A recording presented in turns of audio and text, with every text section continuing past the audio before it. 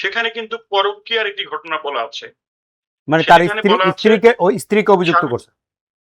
হ্যাঁ, শারমিন, তার স্ত্রী শারমিন, তার যে কাজিন রাজু, রাজু নামে একজন কাজিন আছে তার, খালাতো ভাই, তার সাথে পরকীয়া সম্পর্ক তার ছিল।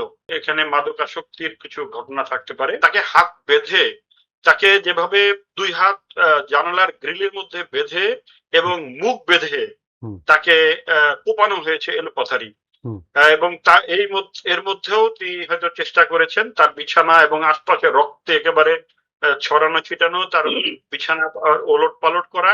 সুপ্রিয় দর্শক, আপনাদেরকে স্বাগত জানাচ্ছি বাংলা ভিশনে। আপনারা জানেন নিশ্চয়ই আজকে দেশে একটা মর্মান্তিক ঘটনা ঘটেছে। একই পরিবারের 5 জনকে খুনের ঘটনা ঘটেছে রাজধানীর পার্শ্ববর্তী জেলা গাজীপুরের কাপাসিয়াতে।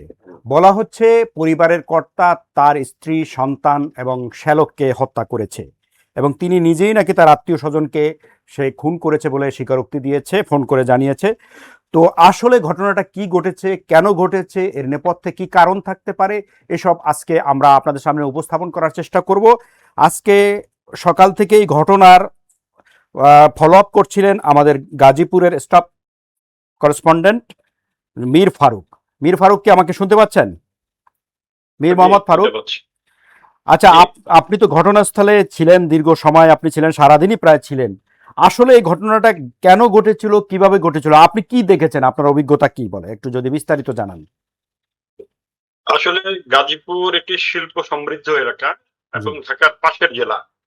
এখানে প্রায় 1 কোটি মানুষের প্রতিদিনের আনাগোনা বসবাস হয়ে থাকে। এরা সারা দেশ থেকে এখানে এসে বসতি স্থাপন করেন অথবা চাকরি করেন, চাকরির সুবাদে তারা এখানে অবস্থান করেন, অথবা ভাড়াটিয়া হিসেবে থেকে কোথাও না কোথাও কাজ করেন। এখানে নানা কারণে এই পারিবারিক দ্বন্দ্ব, নানা কারণে সংঘর্ষ, নানা কারণে হত্যাকাণ্ডের ঘটনা ঘটে থাকে।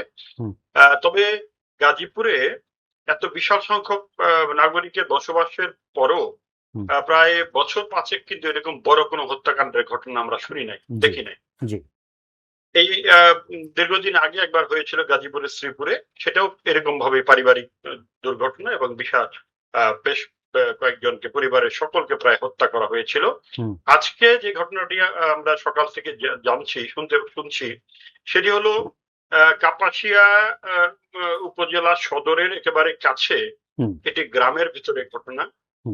সেই ঘটনা, সেখানে এক প্রবাসী ব্যক্তির বাড়িতে ভাড়াটিয়া হিসেবে থেকে এক ট্রাক ড্রাইভার সেখানে বসবাস করতেন এবং পাশেই অন্য একটি কারখানায় তিনি এই গাড়ি চালাতেন।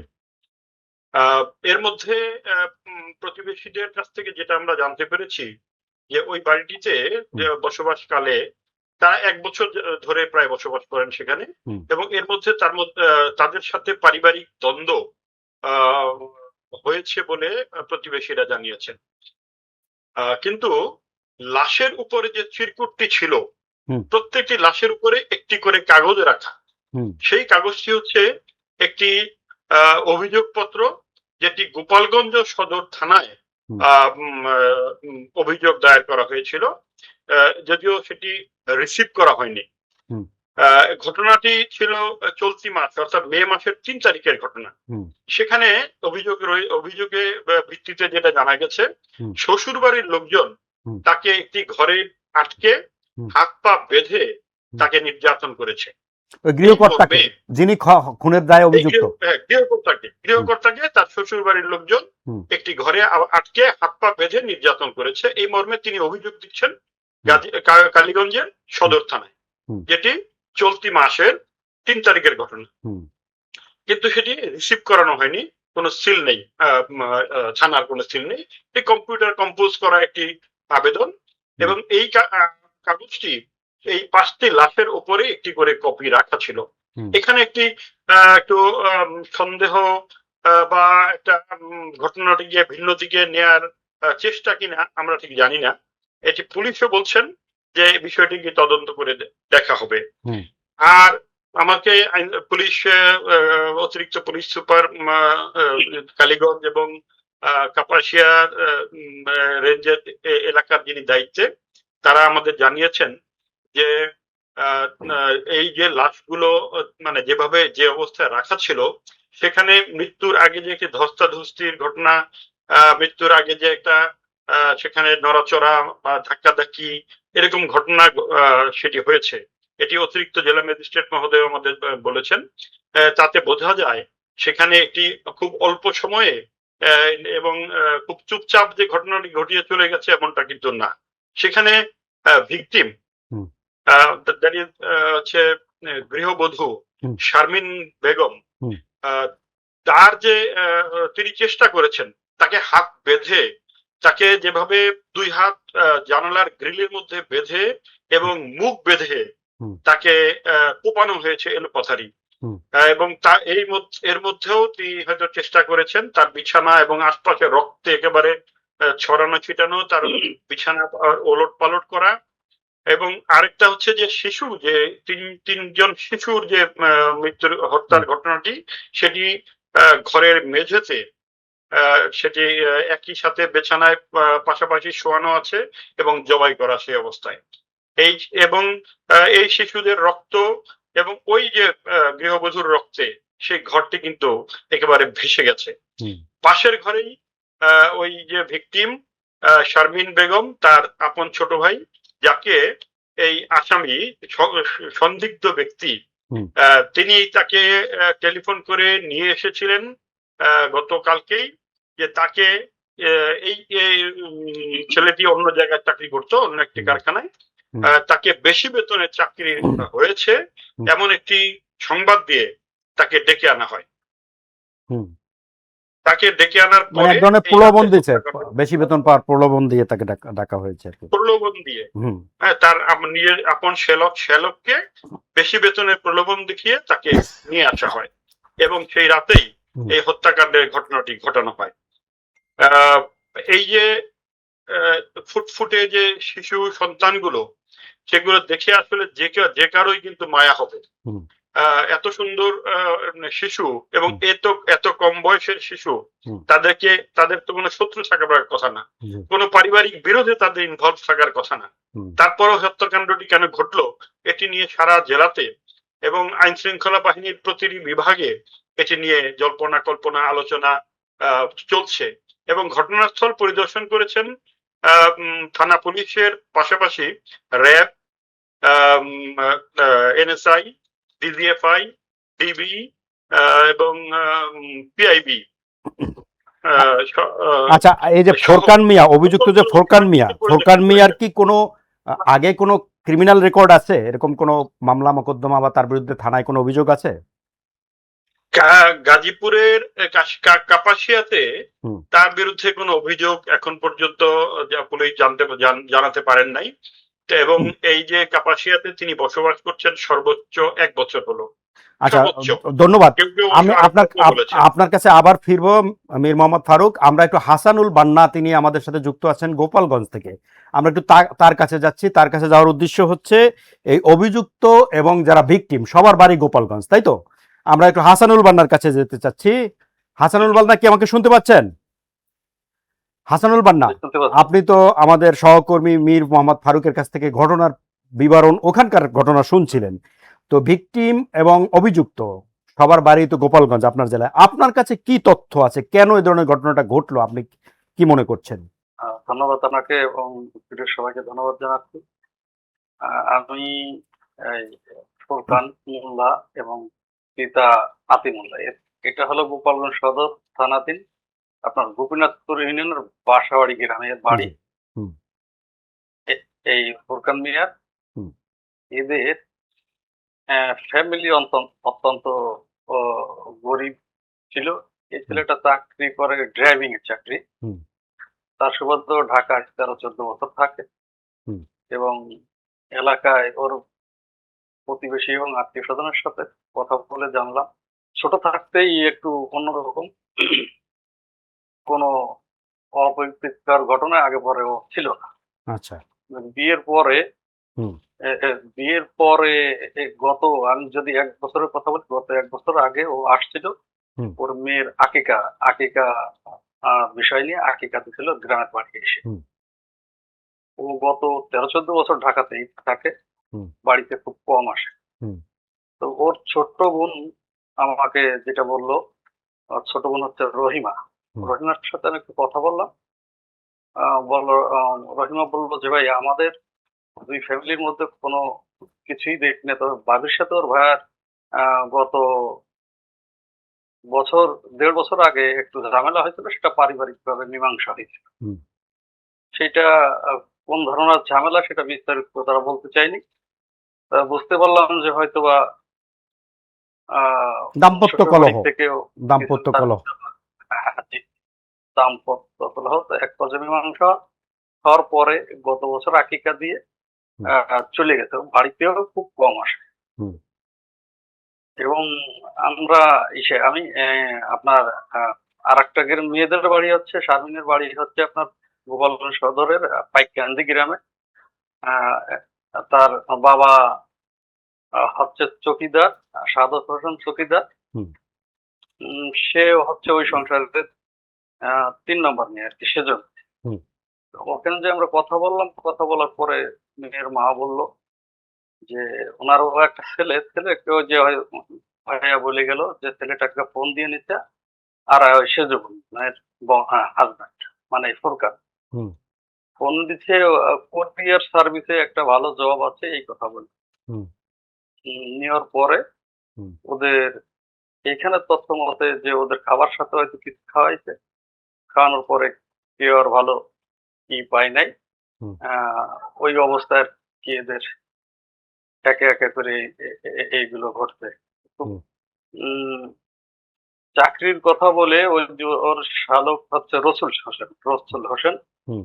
তাকে নিয়ে যায়। হুম। পরে এখান থেকে ইন্দ্রা ফোনে অনেকবার যোগাযোগ করে, রসুলের ফোনে ধরে না। না ধরলে ওই যে ওনার আর একটা মেয়ে ওই ঢাকাতে নিয়ে যায়, তার আত্মীয় স্বজন। পরে তাদের ফোন দেয় যে অমুকের বাসায় গেছে, রসুল তো ফোন ধরে না। হুম। এরপর থেকে পরে ওইখানের লোকজন আর এক বোনের বাসার লোকজন গেলে পরে যায় দেখে যে এর ভিতরে ওনাদের কানে খবর আসে যে ঢাকা কাপাসিয়া এরকম একটা দুর্ঘটনা ঘটেছে। হুম। এখন ওইটা ওইখানে রসুল আছে কিনা আপনাদের আত্মীয় স্বজন হবে হয়তো, ওনাদের এক আত্মীয় বলতেছে।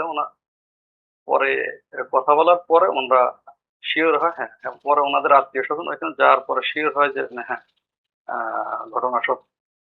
মানে এই বিষয়ে শারমিনের মার কাছে জিজ্ঞাসা করলে সে বলে যে দীর্ঘদিন ধরে ও জ্বালাতন করে আসতেছে, এরকম একটা বিষয়। আচ্ছা হাসানুল বান্না, আপনি বলতেছিলেন যে মানে এই যে অভিযোগপত্রটা ওনাদের উপরে মানে ভিকটিমদের লাশের উপরে পাওয়া গেছে, এ সম্পর্কে পুলিশের কোনো বক্তব্য আপনি পেয়েছেন কিনা, থানা পুলিশের? এখন পর্যন্ত পুলিশ কোনো বক্তব্য এই বিষয়ে দেয়নি তো, যদিও ঘটনাটা গাজীপুরে ঘটেছে। হুম। কাপাসিয়াতে হয়তো বা সেই কারণে হয়তো বা কোনো বক্তব্য এখান থেকে পাওয়া যায়। আচ্ছা, এই যে অভিযুক্ত ফোরকানের কোনো অপরাধের রেকর্ড আগে আছে, এরকম কোনো কিছু এলাকায় আছে যে সেটা কোনো থানায় মামলা ফুরকানের টামলা? না, ফুরকানের আগে পরে কোনো রেকর্ড এখন পর্যন্ত প্রকাশিত পাইনি। হয়নি? ফুরকানরা মূলত হুম। পাওয়া যায়নি। ফুরকানরা মূলত 5 ভাই বোন, আমি বলি 3টা ভাই 2টা বোন। 2টা বোনের বিয়ে হয়ে গেছে। ফুরকান ফ্যামিলির সবার বড়। আচ্ছা, এবং ঠিক। একটা ভাই কৃষিকাজ করে আর একটা ভাই কোম্পানিতে চাকরি করে। আচ্ছা, ধন্যবাদ। ধন্যবাদ হাসানুল এখন বান্না, আপনি আমাদের সাথেই থাকেন। আমরা আবার একটু গাজীপুরে যাচ্ছি। আমাদের সহকর্মী মীর মোহাম্মদ ফারুক। মীর মোহাম্মদ ফারুক, জি। তো এই ঘটনাটা কি কারণে ঘটতে পারে সেই বিষয়ে পুলিশ বা সংশ্লিষ্ট তদন্ত কর্মকর্তার প্রাথমিকভাবে কোনো ধারণা কি পেয়েছেন? তাদের বক্তব্যে কিছু জানা গেছে? ধন্যবাদ। আসলে পুলিশ এবং জেলা প্রশাসন হুম। আমাদেরকে কয়েকটা বিষয়ের প্রতি দৃষ্টি আকর্ষণ শুরু করেছেন। হুম। তারা বলেছেন যে ঘটনাস্থল থেকে খালি মদের বোতল এবং সফট ড্রিঙ্কস এর খালি বোতল পাওয়া গেছে ঘটনাস্থল থেকে। হুম। এতে করে তারা বোঝাতে চেয়েছেন এখানে মাদকাসক্তির কিছু ঘটনা থাকতে পারে। হুম। যেটা প্রতিবেশীরাও বলেছেন যে প্রায় ওই বাড়িতে ঝগড়াঝাটি হতো হুম। এবং ওই যে ফুরকান তাকে মাদকাসক্ত বলে তারা সন্দেহ করত। হুম। এক হচ্ছে এটা বিষয়। হুম। আর এখানে ওই যে অভিযোগ যেটা লিখিত অভিযোগ ফোরকানের, হুম। হুম। সেখানে কিন্তু পরকীয়ার একটি ঘটনা বলা আছে। মানে তার সেখানে বলা আছে স্ত্রীকে অভিযুক্ত শারমিন, করছে। হ্যাঁ শারমিন, তার স্ত্রী শারমিন, তার যে কাজিন রাজু, রাজু নামে একজন কাজিন আছে তার, হুম। খালাতো ভাই, তার সাথে পরকীয়া সম্পর্ক তার ছিল।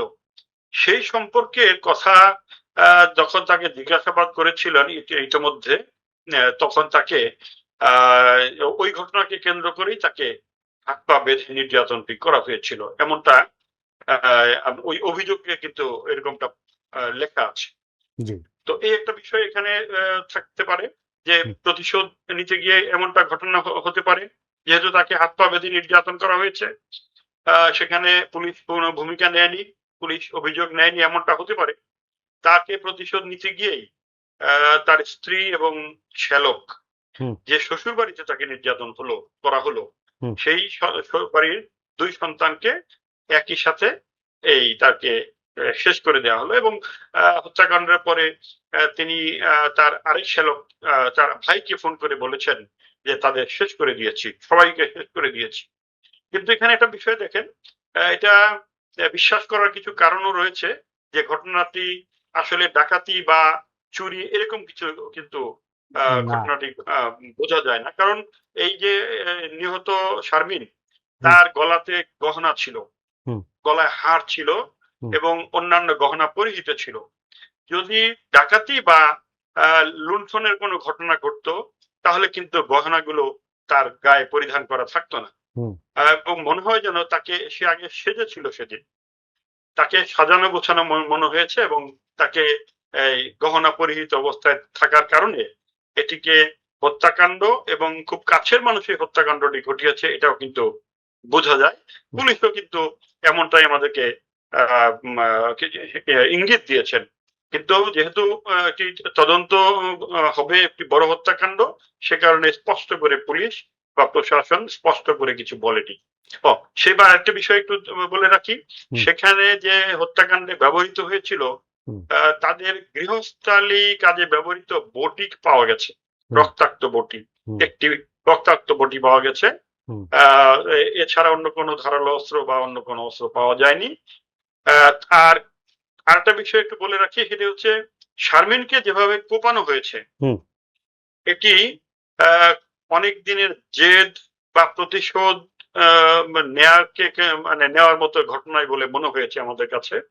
আমাদের যা বিশেষ করে আমরা যারা তার লাশ দেখেছি, হুম। তার চেহারার একটি বড় অংশ কিন্তু একেবারে মনে হয় যেন খুবলে নেওয়া হয়েছে। তার মানে এটি ধারালো অস্ত্র দিয়ে ঠুকিয়ে তার চেহারা, তার মুখমণ্ডলের একটি অংশ একেবারে তুলে নেওয়া হয়েছে। এছাড়াও তাকে এলোপাথাড়ি কোপানো হয়েছে, তার শরীরে বেশ কিছু কূপের দাগ পাওয়া গেল।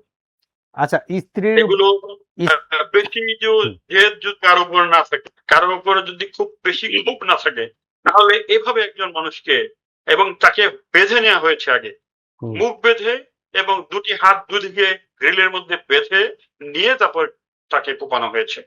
আচ্ছা, আমার কাছে মনে হয়েছে এটি কি প্রতিশোধ ঘটনা হতে পারে। আচ্ছা, প্রতিশোধ স্ত্রীর উপরে তার ক্ষোভ থাকতে পারে, শ্যালকের উপরেও ক্ষোভ থাকতে পারে, কিন্তু তার ৩টা সন্তান এবং নাবালক সন্তান সবাই, তাদের উপরে ক্ষোভ তো থাকার কোনো কারণ কি আছে?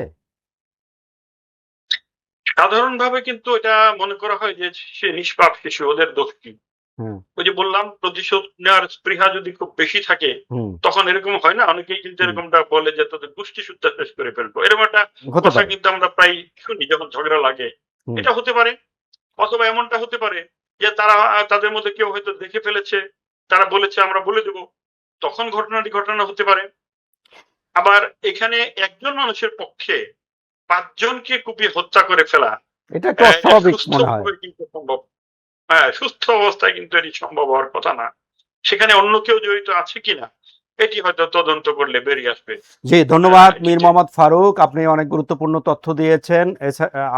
আপনি গাজীপুর থেকে যুক্ত ছিলেন। এছাড়া হাসানুল বান্না আমাদের সহকর্মী, আর এক সহকর্মী গোপালগঞ্জ থেকে যুক্ত ছিলেন, তিনিও তথ্য দিয়েছেন। আপনাদেরকে ধন্যবাদ জানিয়ে আজকের মতো আপনাদের কাছ থেকে বিদায় নিচ্ছি।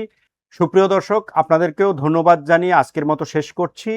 আবার শীঘ্রই আপনাদের সঙ্গে দেখা হবে। আপনারা এতক্ষণ শুনছিলেন গাজীপুরের কাপাসিয়ায় যে মর্মান্তিক হত্যাকাণ্ড ঘটেছে, 5 মার্ডারের ঘটনা। সেই ঘটনার প্রেক্ষিত আপনাদের সামনে উপস্থাপন করার চেষ্টা করেছিলাম। আমাদের সহকর্মীগণ জানিয়েছেন যে সেখানে কি কি মোটিভ এই হত্যাকাণ্ডের পিছনে কাজ করতে পারে, সে বিষয়ে পুলিশের পক্ষ থেকে তারা যে ধারণা পেয়েছে সেগুলো আপনাদেরকে জানানোর চেষ্টা করছিলাম। আপনারা সবাই ভালো থাকবেন, শীঘ্রই আবার আপনাদের সঙ্গে দেখা হবে সে প্রত্যাশা করছি। সে পর্যন্ত সবাই ভালো থাকবেন। আল্লাহ হাফেজ।